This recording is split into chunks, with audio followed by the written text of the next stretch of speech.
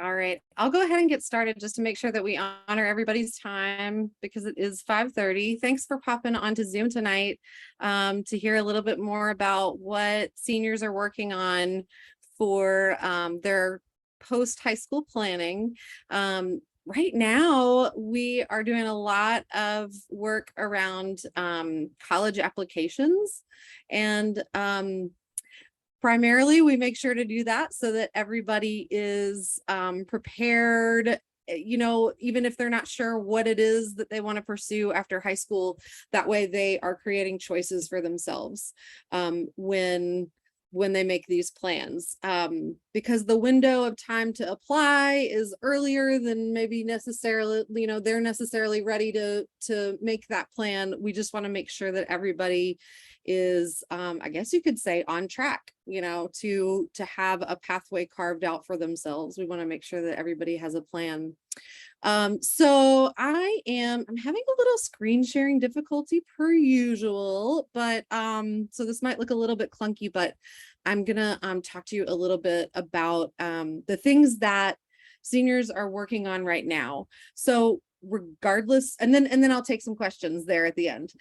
Regardless of what they are thinking about for after high school right now, we're asking all of our seniors to acquire some letters of recommendation. And then that way, when they leave Crosstown, regardless of whether or not they're going to college, to a 4-year institution or 2-year or, trade school, they just have letters of recommendation for life. Like even many jobs will require letters of recommendation. And of course, it would never hurt for a student to show up for a job interview and have a letter of recommendation ready along with their resume. So we are definitely encouraging all seniors and actually assigning all seniors to this task of acquiring letters of recommendation. So as parents, there's not necessarily anything that you parents need to do in this process, except maybe check in and just say, hey, like who are you asking for letters from? Right now, students have been advised to go ahead and ask for the letters. They have a whole process that they know to follow that I've explained to them, and then is also in their Canvas, where they ask their recommenders in person. And of course, make it official using like our software platform that transfers those essential documents eventually. But your kids are going to be writing thank you notes that I'll provide to them, so they know what they need to do. Parents, it may be helpful if you just give a little check-in to give some encouragement and just let them know that you're in on this too, and you want to be encouraging as well. So the letters of recommendation do not have a strict due date that applies to all of our seniors. And the reason why is because, for seniors who do know that they want to apply to a 4-year college, they may not know yet, they may have not decided yet if they want to apply early on the early action or early decision timeline, or if they want to apply using what's kind of a regular timeline. And again, all schools kind of differ with the specific dates, but they kind of generally have early applications or maybe later applications. But I'll show you in a moment what the general guidelines are as far as that deadline goes. I do encourage all students to go ahead and ask now. Ask your recommender in person so that you can kind of get on their list, and then that way you could say like you're in the queue to have your letter written, and then eventually, of course, uploaded and sent to your institutions or perhaps an employer. I also want to let you all know that if you're some students are starting this process, some are thinking about it, and then some are not.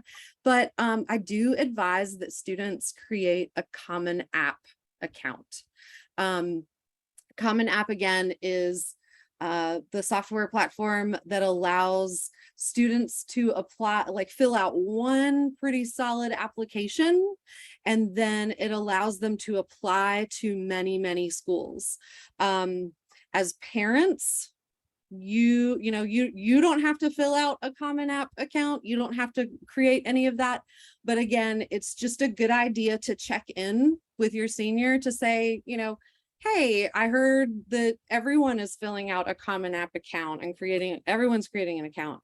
Can you show me what it looks like? Or just to check in about it is very helpful, I think. And again, you don't have to do anything. I'm going to show you all really quickly around in Common App, because I have what's called a practice account. And this is something that I'm thankful to have, to be able to look along with students as they are filling out their applications. So just so you parents get an idea of what it looks like, because otherwise, it seems a little bit mysterious.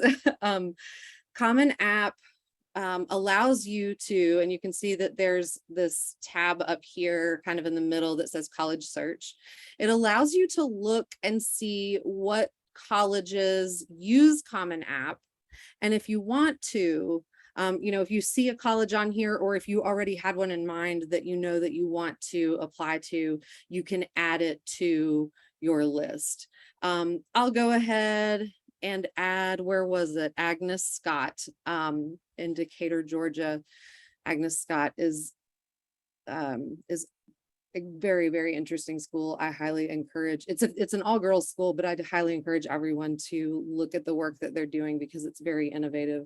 So if I go back to my dashboard, now that I've already added Agnes Scott, we've got both of these colleges, Rhodes and Agnes Scott.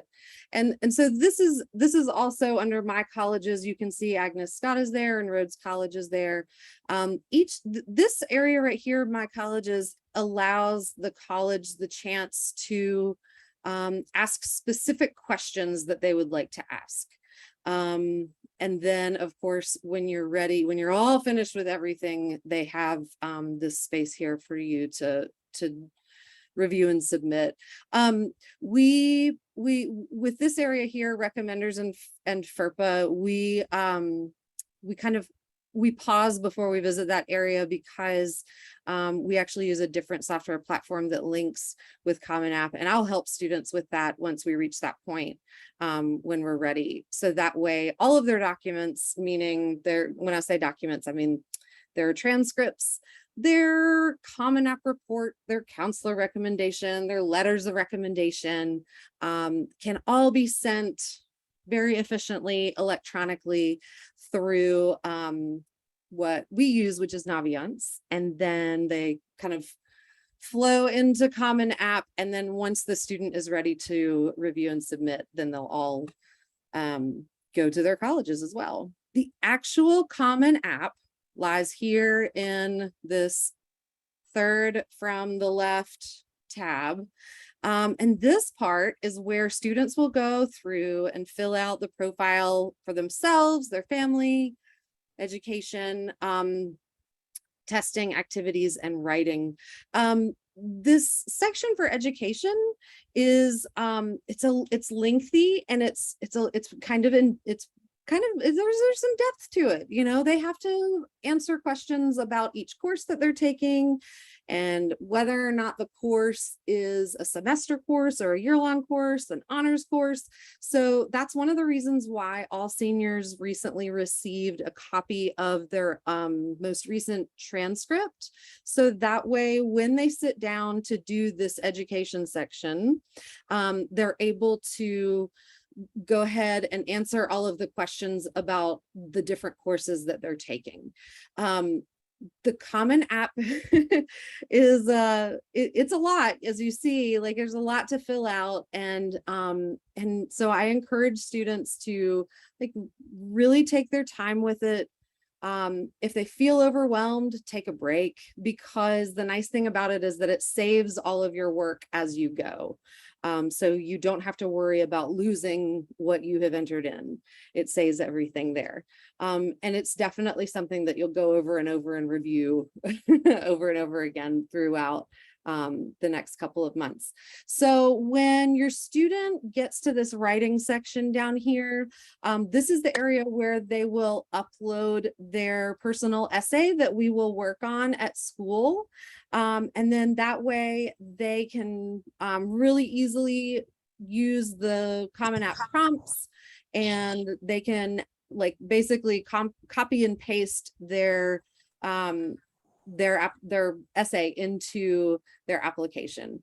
And again, you know, I'm showing you all of this, but parents, please know that this isn't anything that you need to be, you know, you don't have to this is not like FAFSA where you have your part that you fill out. I just want you to be familiar with what your students are doing, because there are parts of this process that at times can feel a little bit mysterious. And, you know, we can often wonder, like, are we supposed to be doing something right now? Are we missing something?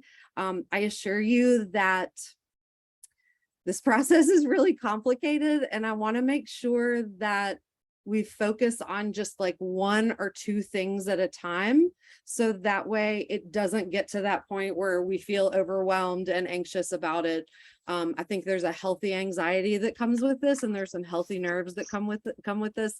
But again, we just kind of want to take it in bite-sized pieces. So that was one of the reasons why I just wanted to show you the Common App, just so that you kind of know what that looks like. And also students who are here, please know that like this is something that you're gonna there's a good chance you'll open it up and you might be like, oh my gosh, this is making my eyes cross. I just need to take a break. And that's totally fine. You're not supposed to do this like all in one afternoon or anything like that.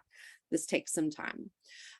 So the other thing that I want to show to you all, hang on one second while I get that set up. And then here it is something that I shared with parents over Parent Square, but also I sent it to you seniors, so check your email if you have not yet.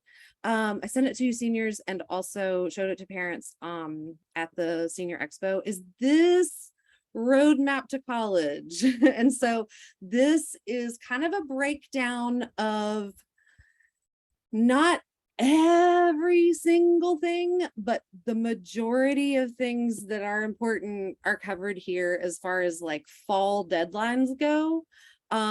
And when it comes to say like early decision deadlines and early action deadlines, those actually vary from school to school. And so it's important to take a few minutes and go and look at your school's admissions websites, the ones that you're interested in, and mark those deadlines. So that way, you know which ones are coming sooner than later, and you know, you don't find yourself in a pinch. I will say that, like, you know, like I said a moment ago, like this whole process can feel really overwhelming. And so that's why we kind of break it down and focus on just like a couple of things each month. So, you know, we're in August, Common App is open. You can go ahead and set up your account, students, and you can go ahead and log in and start that slow process of filling things out. And again, you're going to have questions when you're filling it out. I know that a lot of students ask, just because some of the way that the Common App is written is a little bit confusing. If you ever run into anything that's confusing, you know, ask a friend, ask me. You have many classmates who have been working on this already, and then some who are going to need help. So we all want to help one another, but you can always ask me. And then here again in August, you'll be asking for letters of recommendation. So asking for those letters again, the general deadline for students who want to apply early, whether it's early decision or early action, is the end of August, and that's coming up soon. So if you suspect that you will apply early to schools, go ahead and ask your teachers. Go ahead and make that request official, and then come see me. I've got thank you notes. I've got blank ones, and we have new blank thank you notes also on the new senior wall that some of your classmates created, which is really exciting. It's right outside Miss Wilkes' classroom, outside of Base Camp 5. So you can find what you need there as well. And this also is hanging up outside there. So you can always come and look at it if you're not sure or if you forget a deadline. The Roads Writing Workshop starts in September. It starts September 8th. The sign up for that is open. Miss Wilkes sent out all of that information last night. Students, I highly recommend. I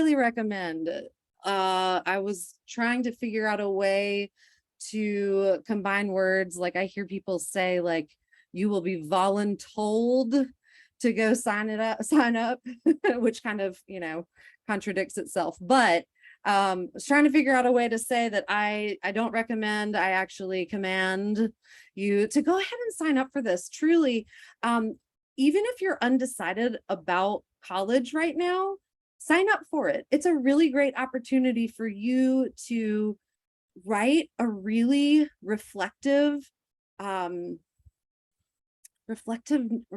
narrative of these past 4 years and beyond. You are about to enter a new phase of your life, and it's really important to take the opportunity to write about that. And you'll get the chance to work with Rhodes College students, also with Dr. Finlayson of Rhodes College. So I highly recommend that opportunity, no matter where you are in this whole planning process or decision. So there are 2 sessions. There's a session in the first quarter of this school year that begins September 8th. And then there is a second session that is right after we come back to school from fall break. And so there will be 2 different opportunities. We want to make sure everyone who is able to participate, gets into either one of those sessions. So I highly recommend that. And then at the end of September, for those of you who are applying early, your wonderful, lovely teachers will have your recommendations submitted, and we'll be ready to move on to the next step.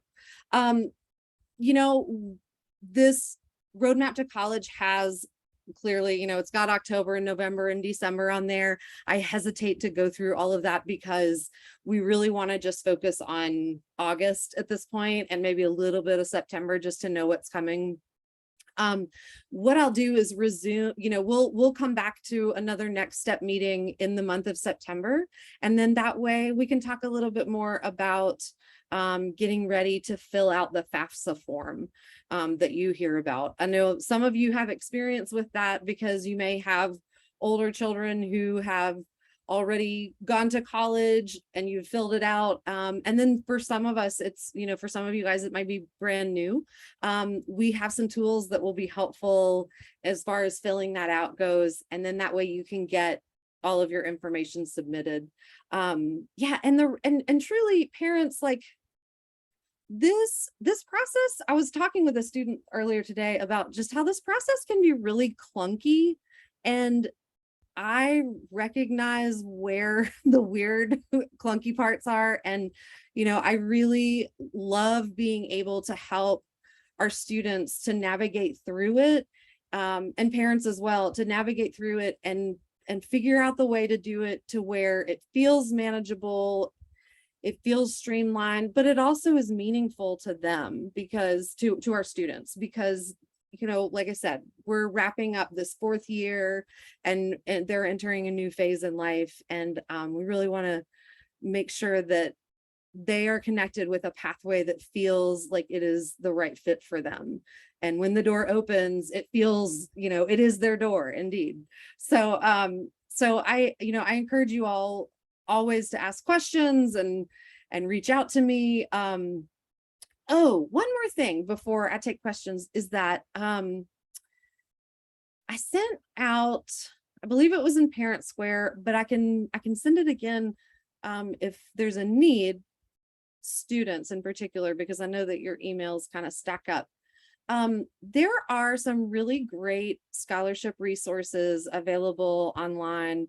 And I've talked about this before. I always direct families to scholarships.com.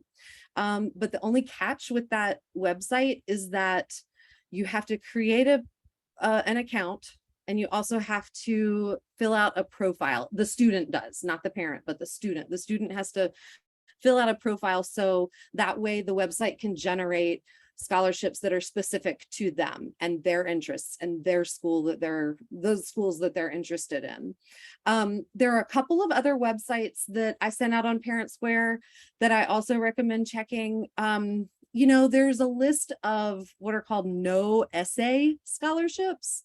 And you know, I know that they're, you know, like they are legit, but sometimes when you're filling them out, it can feel like you're filling out like a contest sweepstakes.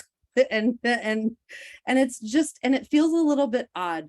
I was talking with a student today though too about that, about how, you know, when it comes to the scholarships, whether you're writing using your college essay that you write with the Rhodes Workshop and submitting it for a scholarship, or maybe perhaps making edits to it and submitting it for a scholarship, or you're exploring those no essay scholarships. None of it hurts. It's all helpful. And as this application period goes on and we get closer to the holidays and the new year, there are even more scholarships that open up. Those application windows open up. So I totally see how it feels, because it does feel like a risk, you know, to apply to schools and get attached to the idea of going to certain schools, and then the anxiety and worry about the money. We do have access to lots of local scholarships, and once those all open up, I immediately send those to students as well. There's even a scholarship that came to me in the mail recently at school that was for, it was somewhere between $500 and maybe $2,000. And all you had to do was write an essay on concrete. So yeah. So, and I think, you know, there's probably, I know that there's a little bit more to it than that, but it was, you know, the question, I believe the prompt was like, how do you see the use of concrete in foundations around you in the world? And how do you see how that is relevant? So, you know, if your student is willing to churn out, you know, some meaningful words for that, like that's a possibility too. I'll have to I sent that one out to some of the summer interns because we were talking about just scholarships in general, and I presented that one to them. I'll make sure to send it out to our seniors as well one more time so that they have access to it. But yeah. Oh, and a student and I were looking today in a scholarships book that I have, and Cards Against Humanity, the game, offers a scholarship for women in STEM.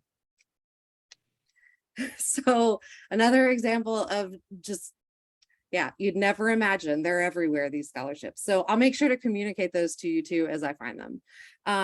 Okay, I'm going to stop talking because I do too much of that. And I want to make sure that y'all have the chance to ask them some questions. I'll do my best to answer them. You're welcome to put them in the chat, or perhaps unmute if that feels more comfortable. So here we are. Questions?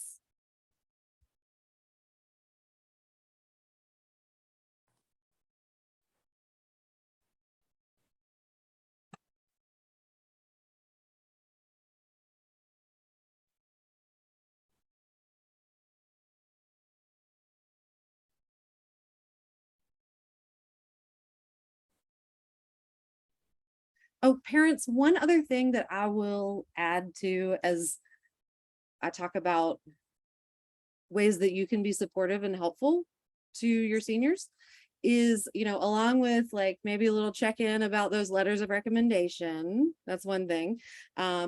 You can check in about whether or not they're looking at Common App. That's another thing to check in. And then the other thing that I recommend checking in about is whether or not your student would like to meet with me, because I make myself available to students constantly all day. It's my favorite thing to do, is to help them and hopefully give them, the information that eases the worries and helps them to understand what steps are next. So they're also, they're welcome to schedule meetings with me, and they know how to do it, but it may help to have just like a little nudge from you all, to encourage them to make that happen. Okay, I see a question. Are scholarships still available if a student takes a gap year? Oh, that's a great question. It will depend on the institution and the scholarship as well. However, I do know that the Hope Scholarship, which is offered by the state of Tennessee, is one that is offered to students, and they have it still applies for them if they decide they want to take a gap year. They just have to make sure that their intentions are known by both the college and the state of Tennessee. So before they would take that gap year, they would need to say, here is my intention. And then that way that money will still be available for them.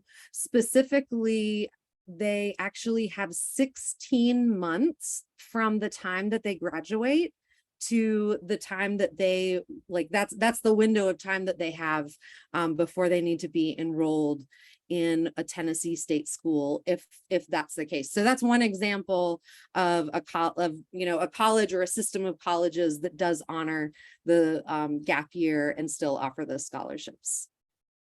Okay, how do you go scholarship that are available? Okay, so this is a great question for families who, all families at Crosstown are going to fill out what's called the FAFSA, which is the acronym, the FAFSA form, and that is federal student aid that is available to everyone. And so once you fill out the FAFSA form, and that form will open on October 1st, and I'm talking about it now, but we'll talk a lot about it next month when I meet with parents again over Zoom, just like this, and then also with students at school. Your kids are going to get so tired of hearing about it from me, but it's called the FAFSA form. It opens October 1st, and the way that it works is that the student fills out their form under their FAFSA account online, and then the parent has their own account and they have a form that they're going to fill out.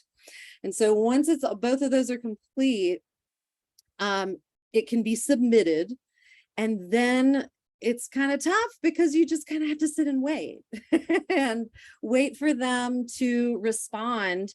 But one thing that is helpful with that FAFSA form is that if you know some of the schools that your student is going to apply to, when you submit it, FAFSA can go ahead and send your financial information to those schools. And then both FAFSA and the institutions will offer scholarships for low-income students. And that is something that is always it kind of feels, well, it's one of those things that causes some anxiety, because clearly, we've been socialized to have the money before we make the purchase in life. And here we are in this situation where you're hopeful that it's all going to turn out okay. But I will say that for students that have in the past and now, like for students who have been coming from what would be considered like a low income, they're covered. Like the FAFSA covers a considerable amount, if not all, of their costs for college. So that I know that is a really quick answer to a bigger question, but I know that once we get closer to the FAFSA opening, we'll talk a whole lot more about it. And then I see a question: are academic scholarships available to seniors? Absolutely, yes. There are scholarships that are out there that are what you would call merit-based, meaning it's based on a student's academics, and then there are some that are not, that are need-based, and so we have lots of options as far as the academic scholarships, as far as it's really been interesting going through the indexes of these college scholarships. Like I said, finding these ones from Cards Against Humanity and so forth that will offer very specific ones to very specific demographics with very specific interests and from different income backgrounds. So yeah, we'll dive into that for sure later on in the fall, but it's good to go ahead and look around a little bit. Hi Shaquana, glad you're here. Join late. Yes. Okay, so Tennessee Promise, this is Shaquana's question. Okay, so Tennessee Promise is this wonderful thing that we have here in the state of Tennessee that guarantees every high school graduate 2 completely free years of school at very specific schools. We have I say very specific, and they are, but it's a long list. And truly, it is for students who are pursuing a 2-year program, whether it's an associate's or a certificate that they're looking to get. All of the Tennessee Colleges of Applied Technology are included on this list. Southwest, More Tech. And it's funny because there are some 4-year colleges that are on the list. However, the Tennessee Promise only applies to their 2-year programs. So like if you see TSU on the list, and when you see Austin P State University on the list, they are 4-year colleges, but they do have 2-year programs as well. And so the Tennessee Promise guarantees to cover all of that. We had many graduates of the class of, recently in the class of 2022 who took advantage of Tennessee Promise, and I am all for it. The application is open right now, but we are going to, as a group, all seniors, we are all filling it out regardless of plans, just because we want to make sure that that we all participate and that it doesn't go away. The more people who apply and we see that there's a need, we definitely want to make sure that that scholarship is available to everyone. So I'll probably talk a little bit more about Tennessee Promise next month when we get closer to FAFSA. The deadline to fill out the Tennessee Promise is November 1st, and it's a hard deadline. They're not flexible about that. Believe me, because I tried last year to get a little bit of leeway and we didn't get any. But the great thing is that we've got a little time, and all of our students are, so willing, and they're really great members of a community, and they understand the impact of, not filling it out. So we will definitely do that as we get closer to November. I see this question about scholarships. Yes. Okay. So there's a question about scholarships for students with IEPs. And yes, colleges love to work with students, and they will take their IEPs and bring them on into to their institutions, and they can still, they'll still honor them. And there are scholarships for that. But Ms. Covington, I'm actually meeting with John Terrius tomorrow morning first thing, and I'm really excited to talk about some possibilities with him. So yes, that is, there are some colleges that have like really robust programs as far as student support, and they are like really open about it and make sure everybody knows that this is available. And then there are some that you have, like, for at least that I have looked into, that you have to do a little bit more digging, but they all have some sort of support program. It just depends, it kind of depends on where you're looking and who you're talking with when it comes to finding out more information about that and what that can look like. But yes, and also parents, if your child does have an IEP, part of them being a senior at Crosstown and that annual meeting that we have is that we do discuss what's next and how to support your students through this transition and make sure that they are creating a pathway that is the right fit for them and also honors that plan. So that's one really wonderful thing about those IEPs is that, you know, they will carry over into college as well. And there are scholarship opportunities for that. So yeah, I hope that answered your question. I'm curious if anybody has any more burning questions that I'd love to answer.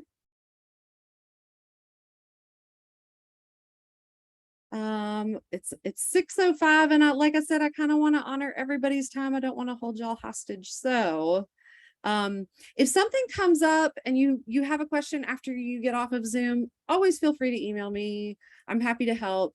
Again, ask those kids about their letters of recommendation and ask your child about whether or not they're going to create a Common App, and then also ask them if they want to meet with me and we can kind of go over some stuff to make it a little bit easier, a little more streamlined, because it is a clunky process to say the least.